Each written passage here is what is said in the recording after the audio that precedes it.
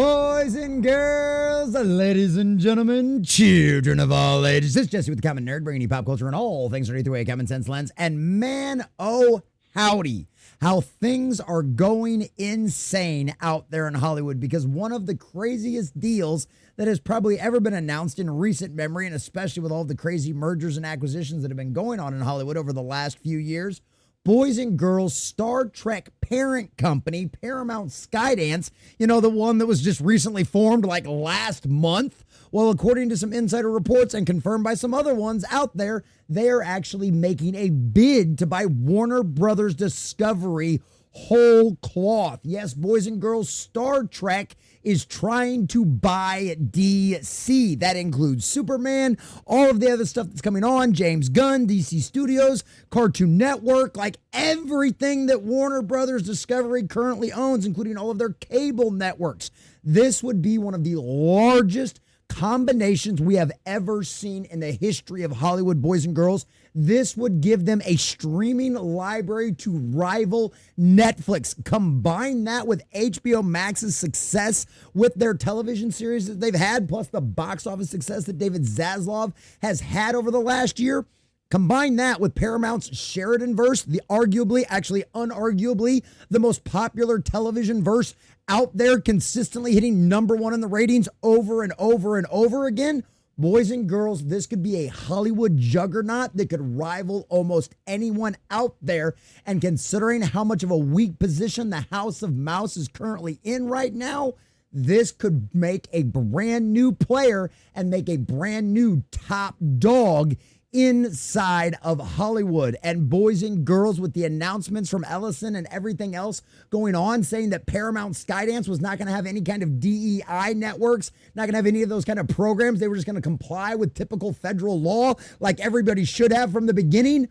Boys and girls, this could be a purge and an elimination from two of the biggest franchises in nerddom out there, which should actually give us good quality stuff going forward for a very long time. Obviously, I enjoyed the new Superman movie. I'm excited for the future of James Gunn's new DCU.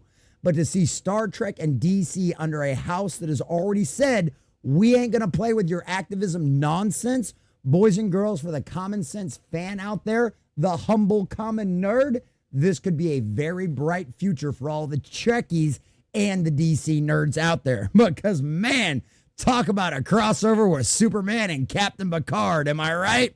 So we're going to check out these articles from thatparkplace.com. We've also got some excellent speculation and some industry insider guys as to why they think this might be happening, considering the fact that literally just last month, David Zaslav admitted that, once again, confirming another rumor that we'd heard from Cosmic Book News, that Zaslav was going to split Warner Brothers Studio and the Discovery Networks and split it all off into two different companies. But the question is, why would Ellison try to buy this now, whole cloth, instead of later on? Well, we've got some speculation as to some of the answers as to why it would be, and it actually makes a lot of sense. So we're going to check out these articles. We're going to get into all of the juicy details, give you the full scope of what's going on and what this could mean for the future of Star Trek, DC, and every other fandom that they own that we all know and love. But before we do, if you do enjoy our content, hit that like button, share with all your friends, and subscribe or follow if you have not already, boys and girls, because we are grinding, we are growing. We crossed 2,100. We're inching our way closer and closer to 2,200. I think we're sitting at like 2,195 on our road to 100,000, and I could not do that without every single one of you. Also, leave us a comment in the section down below. What do you think this could mean for the future of Hollywood, seeing DC Studios and Paramount combined? Do you think this combination between Warner Brothers and Skydance would work out really well for the fans? Do you like the new direction that Ellison seems to be taking Paramount Skydance in? Or do you think this will end up being a disastrous dumpster fire like so many other conglomerations we have seen out there in the past? Let us know what you think about all that in the comment section down below. If you want to support the channel, please check out the links in the description as well.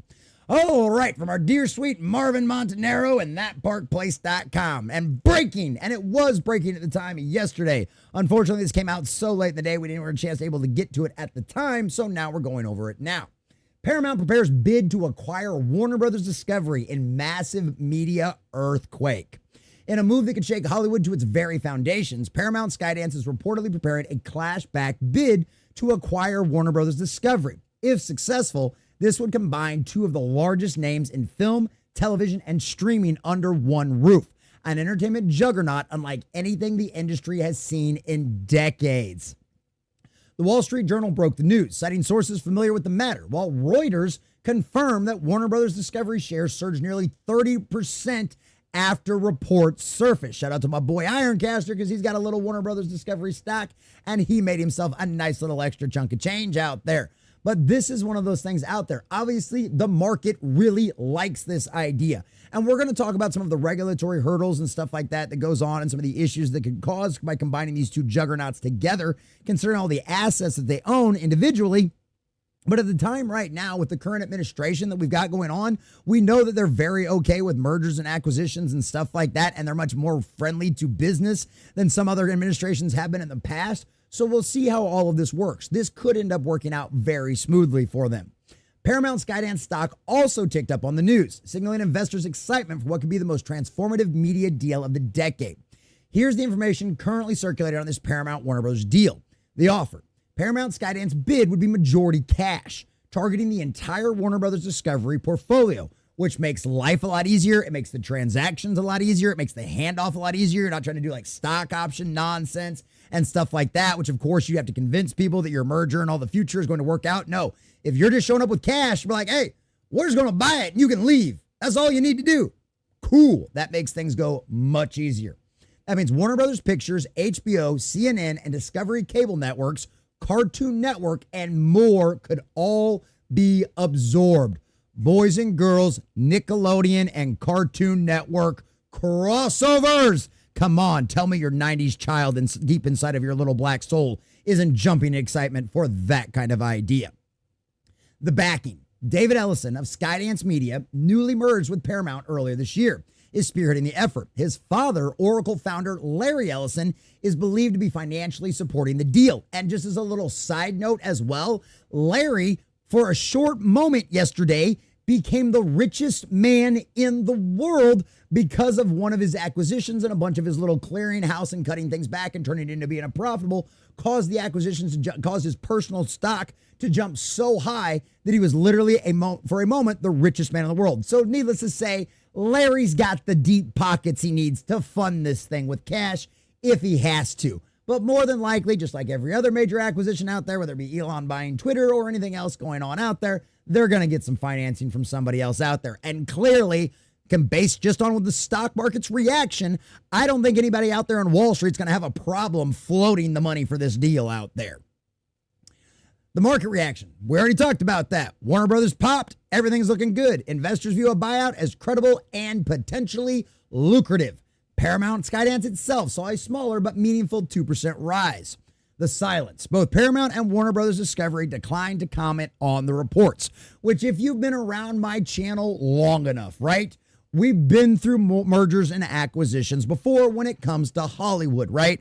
We were there at the time, although this current YouTube channel doesn't reflect that, but anybody that's been around here since before knows we covered the Discovery Warner Brothers merger early on. We heard about the early reports about that. We covered on all the rumors, and guess what? It all turned out to be true. Cosmic Book News, one of those places. Sil Abdul, all of those places were very reliable sources for this kind of stuff, and we talked about it, right?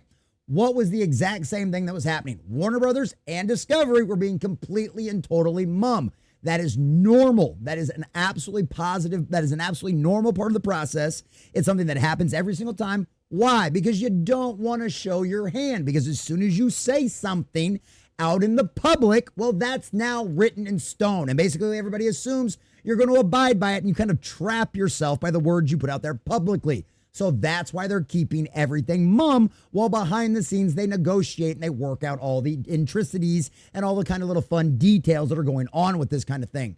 This would be an interesting thing to see out there, boys and girls. If this Paramount Warner Brothers deal goes through, the acquisition would create a content library to rival Disney, Netflix, and Amazon combined. Because that's one of the other things too. That's one of the, like, especially the guys that love physical media out there and keep up with all that kind of stuff and love talking about the 4Ks, the new releases and all that kind of stuff. Those guys criticize Warner Brothers for that all the time. Warner Brothers has arguably, if not, it's definitely got one of the largest, if not the largest, back history and just like library of movies and television shows and properties that it owns, right? That was one of the biggest like ridicules of Warner Brothers over the last few years is you had the 20th and like the 20th anniversary come around of The Lord of the Rings and you did nothing besides like what did I think they released them in theaters or something. You didn't do like a 4K remaster, a steelbook edition, the ultimate extended edition that had been rumored and talked about by Peter Jackson for a long time. You did nothing with that. You could have made tens of millions of dollars off of doing something like that, right? But they didn't do it.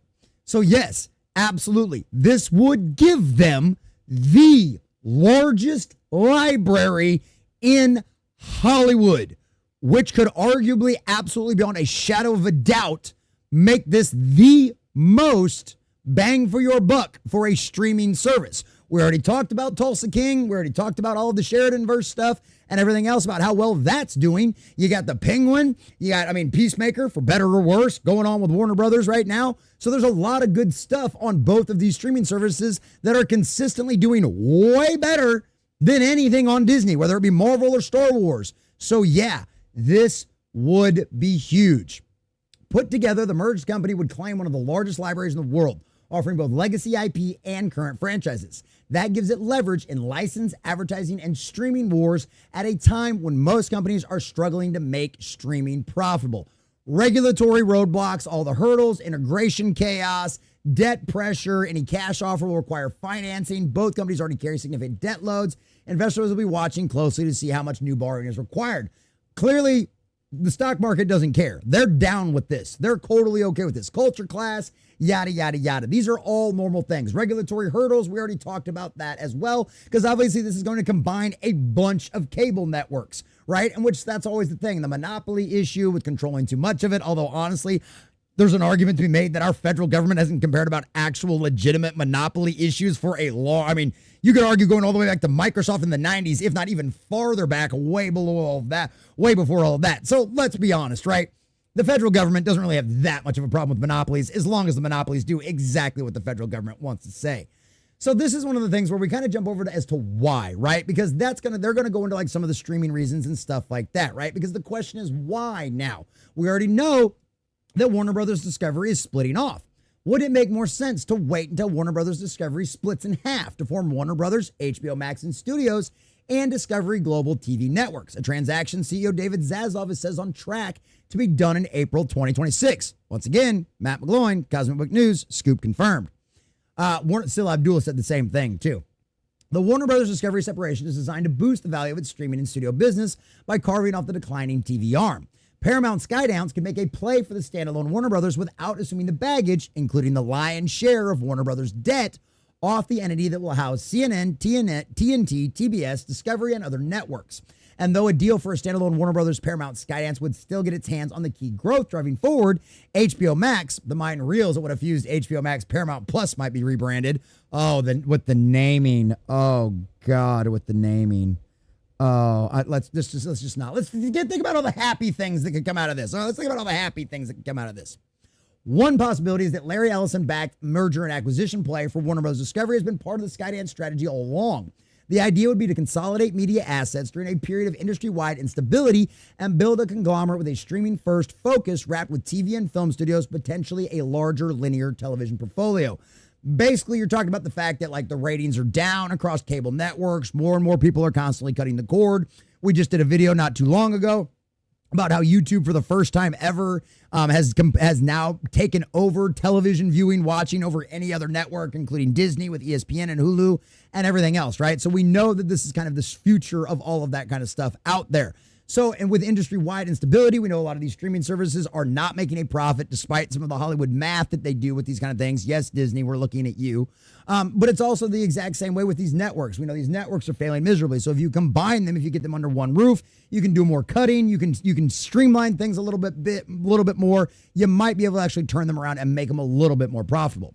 The advantage of moving now is that it could preempt the potential bidding war for only the Warner Brothers streaming studios and asset post-split.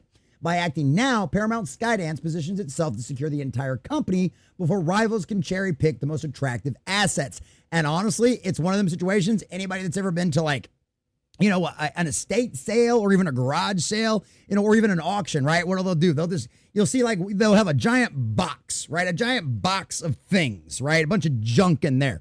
But you'll see one or two pieces in that box, right? That you're like, you know what? I want that thing, and I probably can use that thing. The rest of it, I have no idea what's even in it, right? But what am I going to do?